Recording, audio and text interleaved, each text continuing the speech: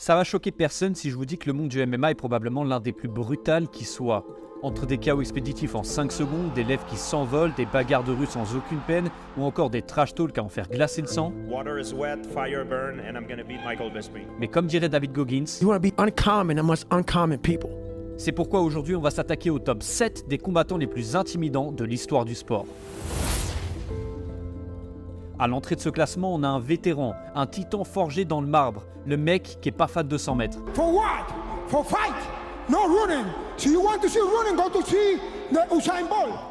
Yoel, The Soldier of God, Romero. Est-ce que tu te rappelles ce que tu sais durant l'été 2000 ? Romero, lui, il gagnait sa première médaille d'or olympique en lutte à Sydney, il y a 23 ans. Aujourd'hui, à 45 ans, Yoel Romero, c'est le numéro 3 mondial des poids lourds légers au Bellator. Quand tu vois un mec comme ça qui a l'âge de ton père et qui vient encore tabasser des fighters legit au top niveau, ça t'en dit déjà beaucoup sur le personnage.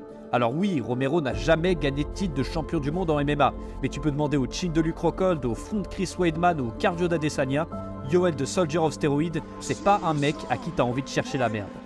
Littéralement, tous les combattants qui ont croisé son chemin ont décrit à quel point le type était pas humain. Because like when I was punching and kicking him, he felt like metal, like a dude made out of concrete. It was ridiculous. And I fought him a year ago. En numéro 6, on a le Brésilien le plus terrifiant depuis Adriano, José Aldo Junior. Je sais que beaucoup d'entre vous ne l'auront connu que durant 13 secondes, mais Aldo c'est bien plus que ça. Champion invaincu pendant plus de 10 ans, d'abord en leader tyrannique à la WEC, puis premier champion de l'histoire des poids plumes à l'UFC, le natif de Rio en aura vu passer des adversaires solides qui ont essayé de prendre sa couronne, mais de Faber à Chad Mendes, en passant par Frankie Edgar, tout le monde aura dû subir impuissant le joug de l'homme à la cicatrice. Tu as vraiment une quoi? Une cicatrice? Récemment annoncé pour faire ses débuts en boxe, José, à 36 ans, reste un combattant intimidant pour quiconque et je plains le mec qui devra l'accueillir dans cette nouvelle discipline.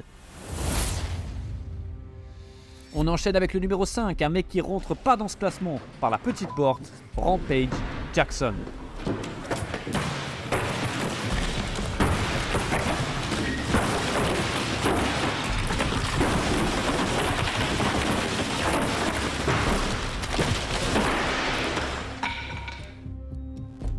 L'ancien champion des poids lourds légers avant l'ère John Jones, c'était probablement l'un des mecs les plus intimidants à taper en face-off. Le mec a un death stare à la Thomas Shelby, on dirait il veut te péter la gueule à chaque fois que tu parles. Demande à Ariel Helwani, il t'expliquera ça mieux que personne. What do you want to know? Well, Rampage, congratulations on a very dominant win, I thought. That's a fake congratulations coming out of your mouth right now, honestly. Mais si ça s'arrêtait juste au stare down, à la limite, ok, le gars serait pas forcément plus effrayant que Kimbo Slice. Mais non, Rampage Jackson, c'est 20 KO en carrière et pas contre Joel Rigolo. Joel Rigolo? Wanderlei Silva, Chuck Liddell par 2 fois, ou encore Masaki Satake. Who the fuck is that guy? Clairement, Rampage Jackson, c'était pas un mec que t'avais envie de croiser dans le couloir. Numéro 4, officiellement la femme la plus intimidante de ce sport, Cris Cyborg. Alors déjà, si t'écoutes Dana White, la meuf est tellement effrayante qu'on la confondrait avec Wanderlei Silva en robe et talons. When I saw her at the MMA Awards, she looked like Wanderlei Silva in a dress and heels. And she did. Didn't she not? Who wants to dispute that she didn't look like Wanderlei? Pas très fair-play ça, Dana. I don't give a fuck. Au-delà de ça, Cyborg était tellement au-dessus et effrayante pour tout le reste des combattantes que soit elle l'affrontait par dépit en sachant que c'était pratiquement perdu d'avance, soit elle changeait de catégorie pour pas devoir la croiser.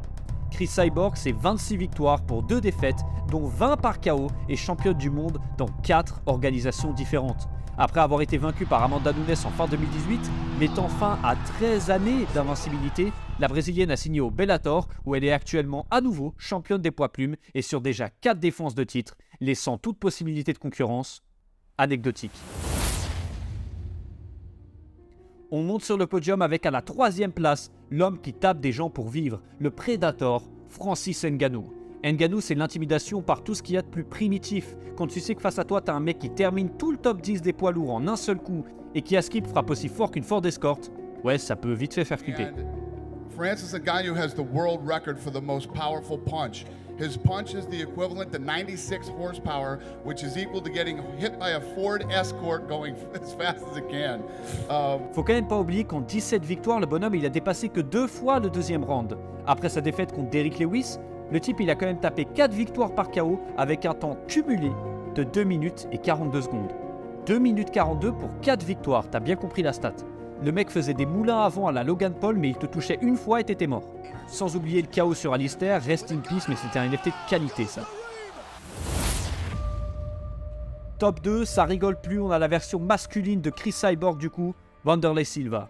Si tu connais pas encore le personnage, Wanderlei Silva c'était un mec nerveux atteint de TDAH qui peut déclencher à tout moment et marcher sur ta tête avec le sourire.